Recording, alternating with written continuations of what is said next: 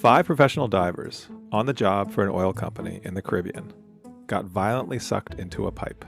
Only one survived, but all 5 could have been rescued. But why weren't they? We're previewing Pipeline, Left to Die. That's on this episode of So Much Crime. So Little Time.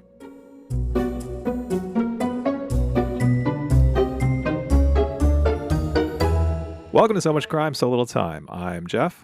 And I'm Dee, and in this episode we'll introduce you to Pipeline from the Daily Mail. If you haven't listened to Pipeline yet, that is great. This is one of our preview episodes. Here we only discuss episode 1 and introduce the series. No spoilers for what's to come. And you can find a link to Pipeline in our show notes. In our next episode, we'll discuss the whole series, but right now we just want to decide if this is a crime that is worth your time. All right, Dee, I know it's now 2026 and everyone's excited about that. But before we talk about Pipeline, before we talk about this crime, we need to go back and hop in the time machine. We do indeed, Jeff. This crime happened on February 25th, 2022 in the waters off the shores of Trinidad and Tobago. What's your knowledge of Trinidad and Tobago? Very minimal. More so in the last 24 hours since I put in some work on prepping for this episode. But how about you? Have you any knowledge? Were you going to say, have you been? I was. I haven't been yet. It does look beautiful.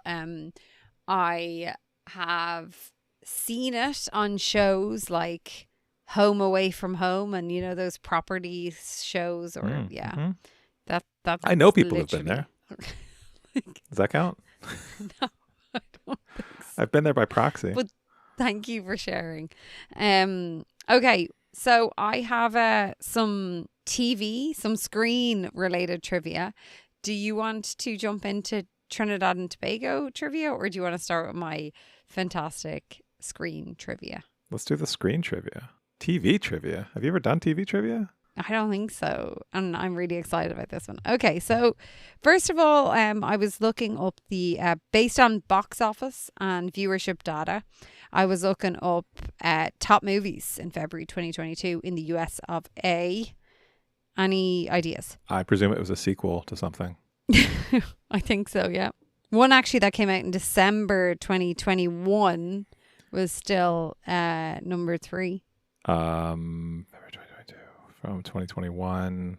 Is it a Star Wars movie? Mm-mm. Is it Spider-Man? That was my Spider-Man, yeah. Spider-Man. Do you know it's which good one? Spider-Man. Yeah. Thanks. Something home. Yes. Far from home. No Way Home. No Way Home. Oh yeah. The second one was Jackass Forever, which sure. Yeah. Sure.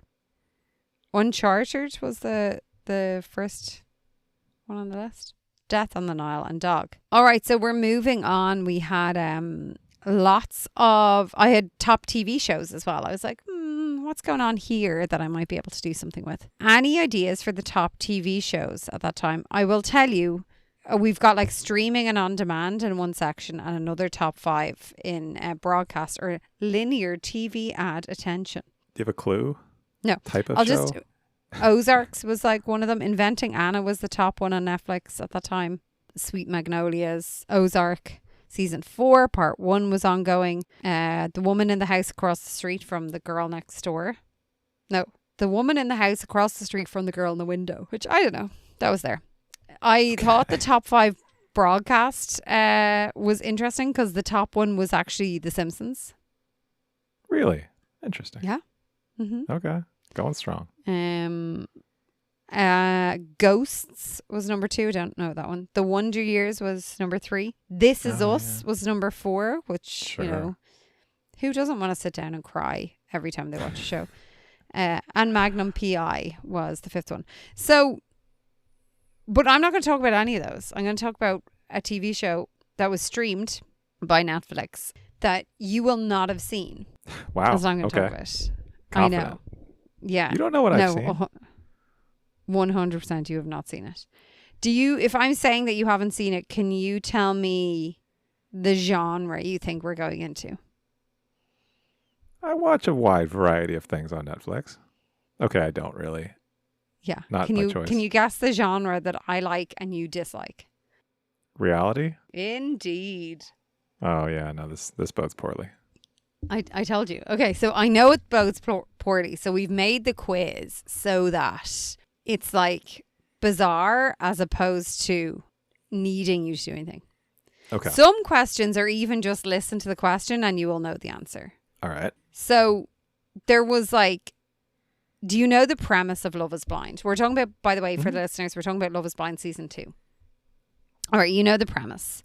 I Okay, do. so they get engaged when they haven't seen each other, and then they like go on a honeymoon basically first, and then decide if they want to get married on the altar. Wait, so there was one. Wait, I'm sorry. Can I ask you a clarifying question? Yeah. They go on a honeymoon, but they still don't see each other on the honeymoon? No. So they go on the so they see each other. There's like a big reveal, and then they go on this like trip together. So it's just them. Okay. So it's kind of like a honeymoon. And then, but the other couples are also there that they sometimes meet with. And then they go back to their lives, but they live together for a certain amount of time as they're planning their wedding. And then the wedding happens, and it's usually at the altar that they decide, Okay. are they going to say I do or not? Okay, I got it. Quick side note, my wife and I actually didn't see each other until we were at the altar. That was the first time we actually saw each other. That day. Mm-hmm. Is that where you were No, going because that's ridiculous. That's stupid. Why would anyone do this? It's a dumb idea for a show. Sorry. Go ahead. Okay. It was the fourth top show in February 22. Just, yeah. Okay. So there's a groom to be called Shane. And in the pods, he got in a love triangle with Natalie and Shayna. And in a moment of high drama, he accidentally called his chosen fiancée, Natalie, by another woman's name. What was that name? This isn't multiple choice. I told you all you had to do was listen Shayna? to the question. Yes, Wait, thank you. Shayna, yeah. Wait, Shane had Shayna And Shayna. Mm-hmm. Natalie. Oh, boy. Okay. The next one. I want you to guess this one, okay? So there's this guy on it. To tell you this guy was an arsehole is like understating this to the max. But anyway. Wait, did you watch this? I actually watched this season that we're talking about. I just happened to have watched it. Coincidence. One of the guys on it, Sheikh was his name. He had two very different careers. That he had, like at the time of this coming out, leading to his self-appointed nickname, the Puppy Doc. I want you to guess the two very different careers that he had. Is it buried in that nickname, Puppy Doc? Maybe. Potentially. So probably not a veterinarian. But what was the other thing? He was in fact a veterinarian, but what else was he? Not related to being a veterinarian. So no, two very different jobs. But his nickname could also be Puppy Doc for the other thing. Yeah. Did he dress up as a mascot? No, but he was like, it's a terrible, it's first of all, it's a visual clue in an audio podcast. I know, yeah, it is. Like, he goes, like that's, is he a that's DJ? what they do. Yes, a house DJ and a veterinarian. For our listeners, Dee's DJ moves involve putting her hands up by her shoulders and moving them back and forth. Because that's where the camera is. You can't see anything else. Like if I was like this, you wouldn't be able to see. I would have said DJ immediately if your hands were in the appropriate place. Immediately. Okay, whatever. All right, this one I'm obsessed with. Okay, during the couple's trip to Mexico, this like the honeymoon thing, one fiance, Danielle, got into a famous tearful argument with her fiance Nick over a tiny detail. I'm going to give you the quote and I want you to see if you can figure out. It's a tiny tropical detail and I want you to try and figure out what might be in that blank and then I'll give you a multiple choice. Okay. So finish the quote from their heated exchange. All I wanted to do was blank with you and now I'm leaving. Was Was tiny a clue? No. Tiny tropical detail. Like, it's a ridiculous argument to have. Something related to the tropics. Do you want me to give you some options? Yes. Okay. A, eat seafood. B, wear a bikini. C, jump into the pool. D, cut an orange. What a bizarre selection of choices. What was A? A was eat seafood. That's dumb. They're all kind of dumb. The orange? Is the orange right? The orange is right. All I wanted to do was cut an orange with you. And I think it was actually cut a cutie because it was like the Cuties brand. And now I'm leaving. I feel dumber having listened to that question. Okay. We're going back to this arsehole of a guy, Shake. He frequently confessed to his male castmates and the camera that he wasn't actually physically attracted to his fiancée Deepti. What inappropriate comparison did he make about his feelings towards his beautiful partner? He said he felt like he was marrying his aunt. He said he felt like she was a character from a children's cartoon. He said he only liked her when she had her hair down. He said she felt more like his life coach than his love. I mean, these are all mean. I'm going to say the aunt one. The aunt is correct. Look at that. I'll tell you what, Jeff. That is not the worst thing he said. He was such an arsehole. All right. Last question for you. As of, I think this is as of 2024. So there has been another season. So just FYI. As of 2024, I would like you to tell me what is the percentage of engaged couples from Love is Blind, just the US version, who are still married. That's a great question. So this is, just to clarify, it's not everyone that goes in. It's just the people that get engaged in the pods and move forward versus those who actually get married / are still married. And you're That's asking how just many a of good them are clarifying question. still married? What's the percentage? Yes.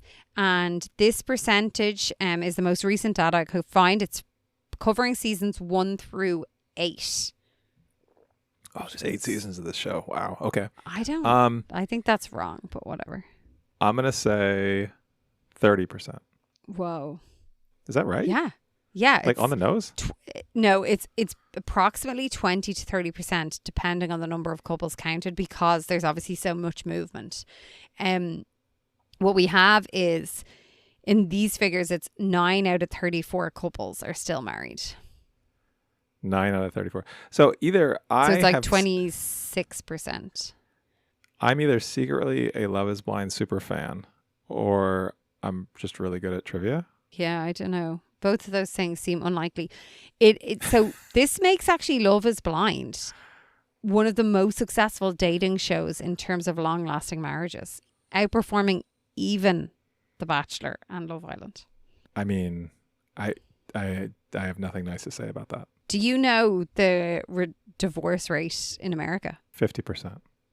Yeah. Yeah. 40 to 50%. That's insane. Yeah. Anyway, that is the Love is Blind trivia quiz for today. Did you enjoy? Not what you expected.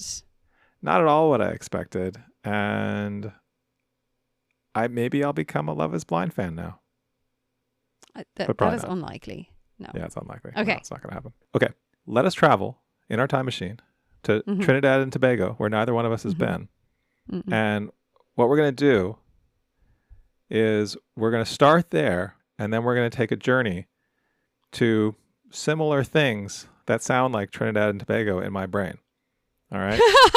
And we're going to do a little quick round robin of trivia questions. The first one, I just have one question about Trinidad and Tobago. Well, it's a multi-part question. Do you know the national instrument of Trinidad and Tobago? No, but I have two kind of images that are coming to mind. Okay. Tell me what those images are. One is like a little guitar. Okay, that is incorrect. Okay, What's the other one? Something small that you blow into. I don't know what I would call that.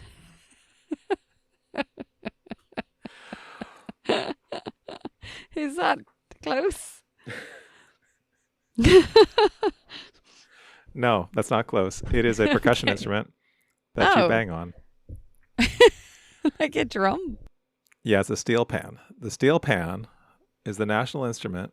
It was invented in Trinidad and Tobago. Now, a steel pan is it's almost like bowl shaped instrument that you bang on like a drum. Mm-hmm. What material do you think a steel pan is made out of? Could it be steel? That's correct. Not a trick question. It is Wow, steel. look at me go. Traditionally, related to the story we're going to talk about soon, made from oil drums. Steel pans were originally made from oil drums. Okay. Now let's go from Trinidad and Tobago to tricycle and toboggan. Okay.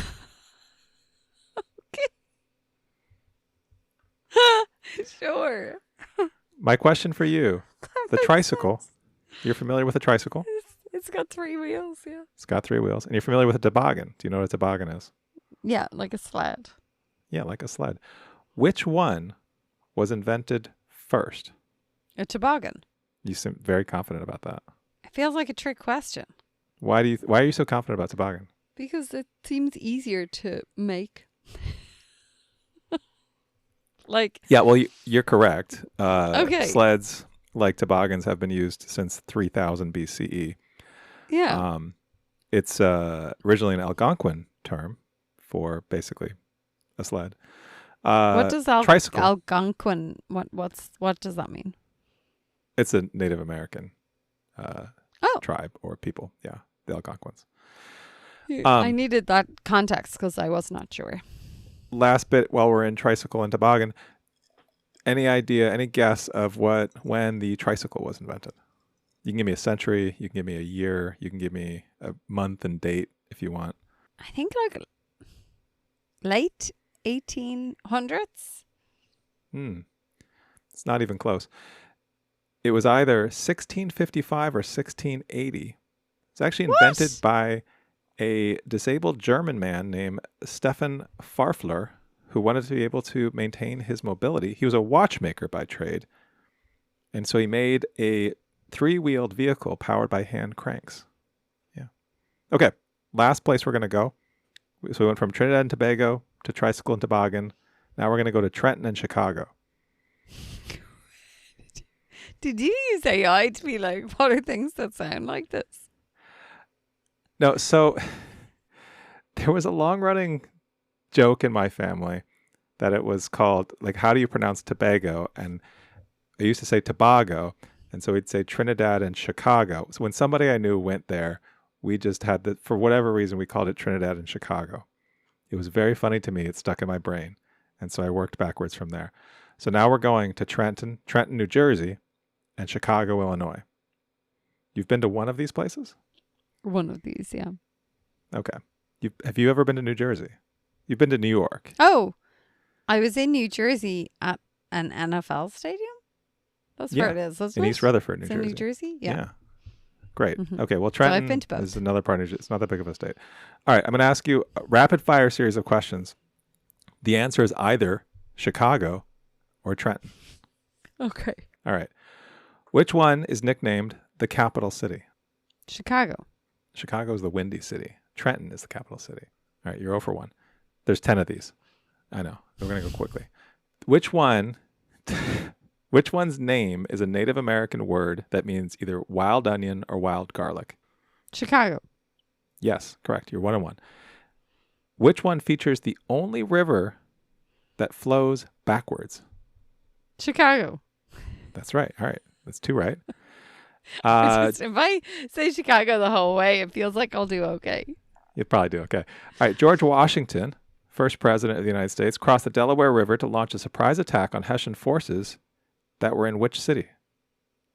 Trenton? Yeah, George Washington never went to Chicago. He went to Trenton, though. Yep. George Washington crossed in Delaware. He was on his way to Trenton, New Jersey. Is All that right. around the time of the Boston Tea Party? Or is that totally different Yeah. time? That's the same war. Yep. All right. Look at that.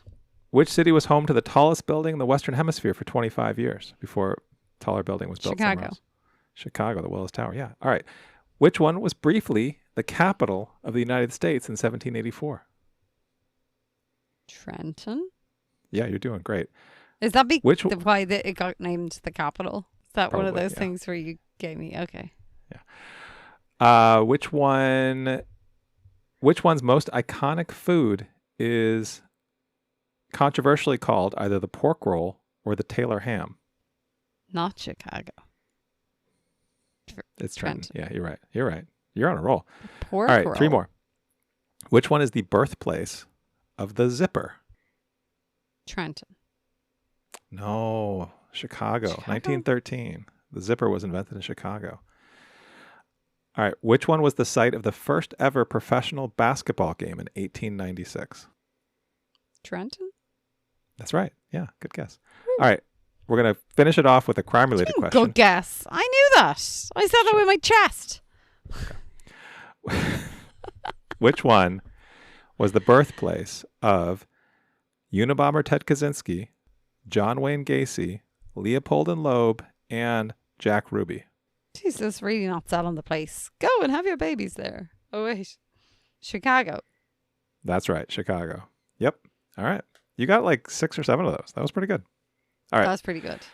That was our time machine for today. Amazing. February 2022, Trinidad, Tobago, Tricycle, Toboggan, Trenton, Chicago.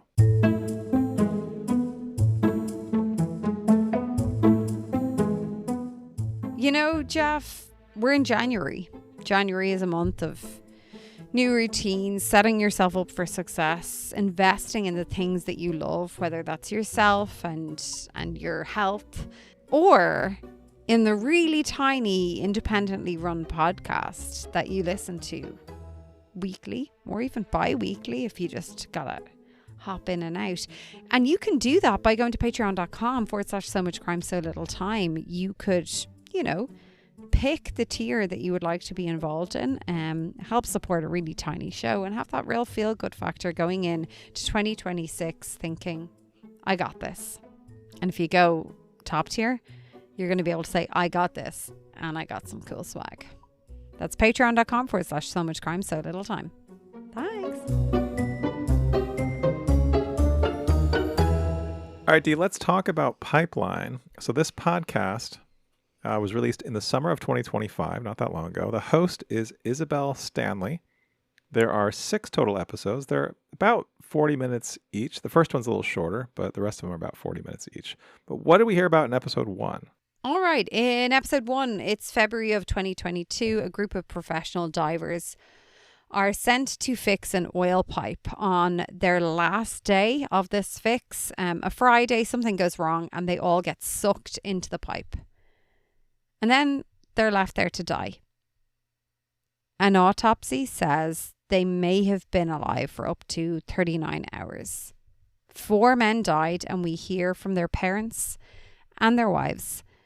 A 5th man survived, and he claims all of the men could have been and should have been saved.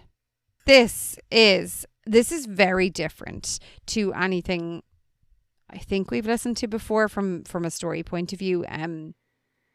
I'd love, I don't know your thoughts on this, but I'd love to just start at the intro. That opener is, it gets you. It's a choice. You're talking about hearing the audio of the men in the pipe. So in the opening, we hear audio of the men trapped in the pipe. Yeah, I had conflicting thoughts on this because it felt a little bit like 911 call-esque to me. We've discussed this so many times where it feels sometimes like that's not what we should be hearing. It feels a little bit invasive, but then at the end of the day, the families are still fighting for a lot of justice here. And then, people don't have great attention spans, and it takes a lot to really grab people in, and maybe this was necessary to make sure that people got eyes and ears on this. Yeah, it's interesting. I also thought it definitely grabbed your attention. I didn't think of it like a 911 call because I thought First of all, it was very brief. And I think this first episode, actually, it was hard for me to write like a quick description of what happened because I felt like it kind of went a little bit all over the place and covered a lot of ground. I did think like my like zoomed out takeaway was that it was actually very sort of victim focused. Like I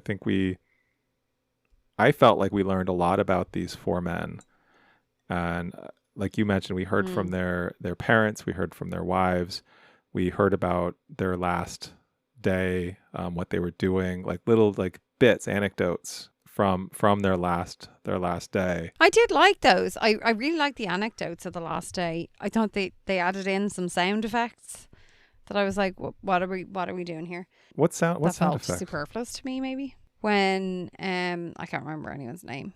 You know, the couple that were really in love, and they were having the like, who's gonna get the head of the fish? Oh yeah, that was Celicia and Faisal. They were Faisal, yeah. And when Celicia and Faisal were having their last morning together, it was like, he was getting ready for work, or like we woke up early and it was like an alarm clock, and it was like, we're getting his lunch ready, and it's like, I don't know, the boiling of the kettle or something. Like, it just felt like a bit silly. I think maybe that's nitpicky though. Do you have like a maybe I have a bit of a thing against the Daily Mail, and I went in with a little bit of prejudice. Were you? What is your Daily Mail bias? Do you know the Daily Mail? Not really. I know they have really good SEO and they seem a little bit trashy, but I don't really know anything about them. Yeah, the latter. They're a little bit trashy. The issue. Are they? Is they not reputable? I mean, it's like the as a news source, they're very salacious, and I feel like, and maybe I'm misremembering, it feels like they've been in like court quite a lot about printing things that aren't like necessarily fact checked, etc. And so maybe I was going in with a bias towards them being very salacious and, you know, really leaning into the drama, and like, you know, maybe I wouldn't have done that had it not been.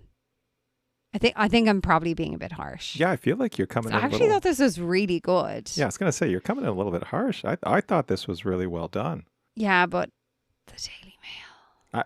I think that's good to be critical, but I didn't even notice the sound effects. I think I was looking out for them. Yeah. I did think, I thought compared to other things we've listened to, like, first of all, I mean, you kind of acknowledged this, but like, this is a story unlike anything we've done. This is a place we've never been. This is a type of story. This is a type of crime.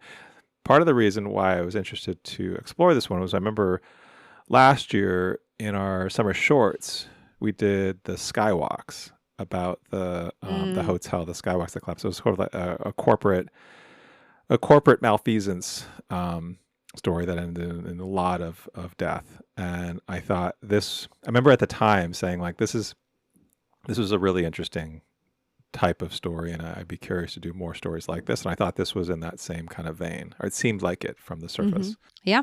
But also, like, we've talked about trying to explore different places, and I thought this did that well. But then I thought, like I said, I feel like this was so focused on who these men were. It really didn't get into the crime in the sense of like we know the bones of what happened, but we don't know why they were left to die. We don't know. Like, there's a lot we don't know after this first episode. Mm-hmm. I don't know. I'm still I'm optimistic this is going to be a really well told story. It's a heartbreaking story. It also, I mean, I didn't realize, and I guess I should have from the name, this is going to touch on like two of the things I'm maybe most afraid of in the world: drowning and being in like a tightly enclosed space. Interesting. Yeah. This is not a comfortable area for me. Like my one experience with scuba diving was real bad. Oh my God, you should talk to Paul. He like also agrees. He's like, I have talked to Paul about it. I have talked to Paul about scuba diving. Have you? Yeah, I have. How I'm like, how did that come up? But okay. Yeah, I think you're right. I'm probably being like, I'm looking at my notes. I said dramatic end, typical Daily Mail. It is a dramatic So end. maybe I'm being harsh. It was a dramatic end. Bringing in, was it Christopher that came in at the end? Christopher, yeah, he's the one who survived. That was a twist I didn't see coming. Because actually, while I was listening, I was like, oh, imagine being someone who survived. Like, if one of them survived. And I was also thinking, like, would, like, the guilt that would play Yeah, like a survivor's guilt. for being the survival, Yeah, the survivor. And also, you've got the additional element that, is it Kaz? Kaz's Kaz. dad? Yeah, Kaz Senior. Is the business owner. And, like, there was an Irish person there. Catherine from Limerick. Yeah. So I wonder how long we were. Did you know she was Irish as soon as she spoke? 100%. Yeah, she didn't fit in this podcast. No. But I did feel like as Kaz Senior, I was like, is there a twang sometimes in things he says? I felt like there was a little twang of Irish coming in there. And I was like, oh, they've spent a long time together. I know they said that. And that's the other thing, maybe I liked it a little bit. Both their marriage, like they'd spent such a long time together and obviously had this solid base, and I don't know, you could nearly hear that. And then also when you heard of Faisal and what was Faisal's wife's name? Salisha, like her talking about like meeting him for the first time, like sweeping, like what she said, brushing the street or whatever. And then he's like, sweet new thing or something. I don't know. It was just so funny. And then she's like, oh, we were together for 38 years after that. And I don't know. It was beautiful. Like that kind of like love story that's going throughout. And yeah. And then I suppose that's kind of in contrast to the landscape that is described, Mm-hmm. which is not at all what was in my head when we're talking about Trinidad and Tobago.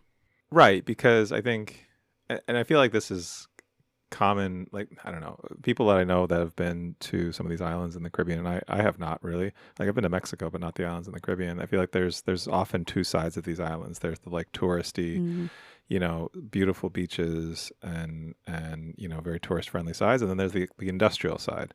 And this one has a particularly like strong like oil development side, and yeah, it's not where the resorts are. Where they live. No. Yeah. It's not where people are paying to go to, but yeah. Look, as much as I was not impressed and I had my bias towards the Daily Mail, I was like, okay, let's get this show on the road. I got to listen to the rest of this. So, I am really intrigued to see what happens. That idea of like that imagery of them being pulled from the pipes and being so swollen and covered in oil that people couldn't like identify them. That was, yeah. So one of the things that this first episode did was it described that moment. It described what happened to them in some detail. I don't think an excessive amount of detail, but how good of a picture do you feel like you have in your head of what actually happened to them? I don't think I have a great picture because I'm still a bit confused. Like they went out in a boat. But maybe this is because I don't know much about oil. And then they go down. And then they're in this room. Yeah. That part, I'm piecing things together in my head, but I actually don't. Yeah. I listen to that part. I have no like context for it. Like, honestly, Armageddon is like the most context I have for oil rigs. Yeah, I think that's true of probably most people. I listened to that part several times to try to get a sense of what was happening and it's a little bit sprinkled throughout. But yeah, they made a special room with air in it that they could work in. That was it didn't sound like they were that far under the water. And then on that, you're right. You had mentioned this before. This last day, they were working on this for several days trying to fix this oil pipe. And the last day, something went wrong and they got sucked into this pipe. But the logistics of what was going on, like understanding exactly where they were, what was going on, how this is even possible, I didn't fully understand. Like there was someone also watching them from above, like on a camera. Mm-hmm. And I guess this is the point of what we're going to listen to. But like, so they were theoretically alive for up to 39 hours in this pipe. And no one did anything. And no one did anything? How? That's almost 2 days. It's a long time. That's a really long time. And that's, I think, particularly from Kaz's dad's point of view. Yeah. I'm intrigued and I'm wondering whether that the reason they honed in so much on the 39 hours that came out of the autopsy, is that because they're like, oh shit, we could have done something? I think so, Or because that came like from the second autopsy, right? The one the families had done. yeah. So I'm just wondering, like, was that what they were thinking? Like, we can send someone down, we can, you know, even if it's a camera down to see if there's someone there. Like, what was the thinking at that time? I mean, just you think about all these stories that we hear about of people who are stuck in like caves or like the efforts that was gone. Remember when that Titanic sub blew up and like the whole world kind of stopped to watch and investigate, and Or even the mine years ago, was that in Mexico? Cuba? there've Where been was there've been that? a few times where people were stuck in mines, but there's huge efforts in so many of these cases to rescue people. And yeah, why didn't that happen here? Like, I guess you just presume because you hear these stories, these amazing rescue stories, that you would hope that, like, if it was you, some effort would be mounted to come save you. But not here.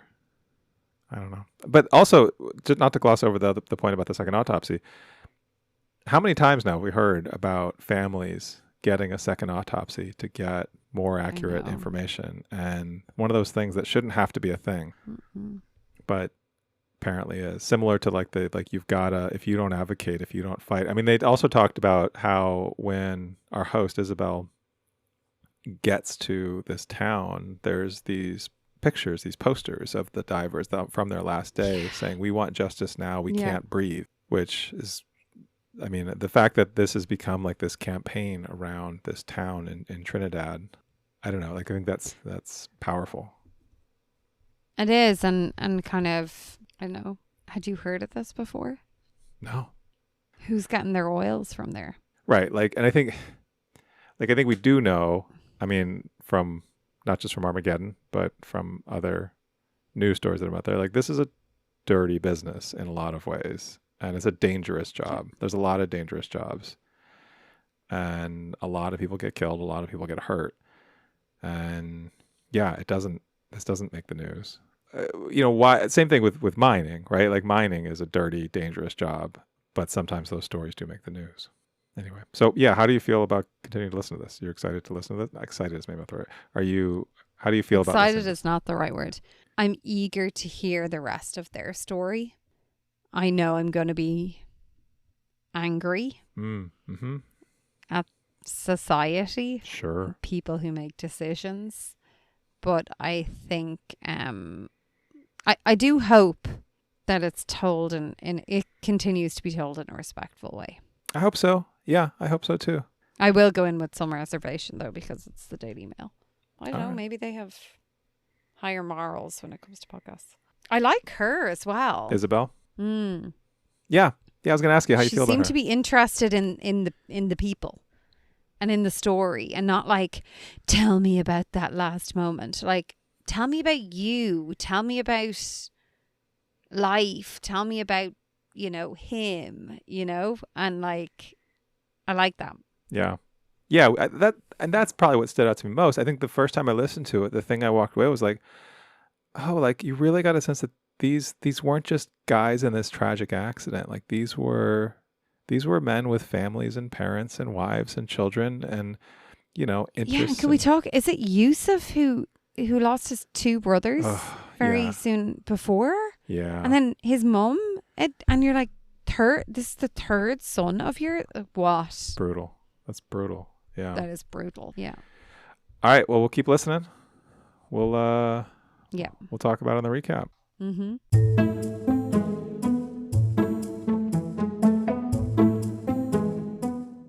Before we go, if you haven't made your New Year's resolution yet, I have a great idea. Why not make a resolution to leave a comment on every episode of So Much Crime, So Little Time? Let us know your thoughts. Do you know the thing about resolutions is people don't keep them?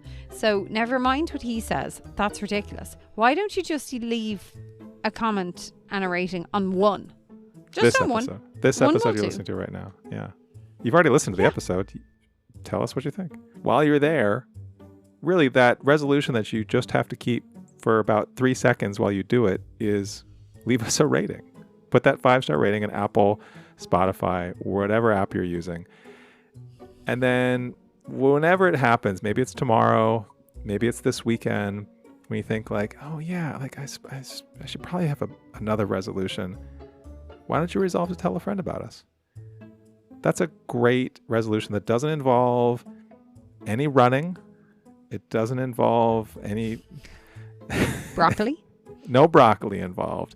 You can just tell a friend over a plate of nachos if you want. However you want to do it. Or a glass of wine. We aren't advocating for dry January here. We're advocating for spreading the word about so much crime, so little time. Make 2026 your best year yet and our best year yet by leaving us a comment, a rating, and telling your friends about us.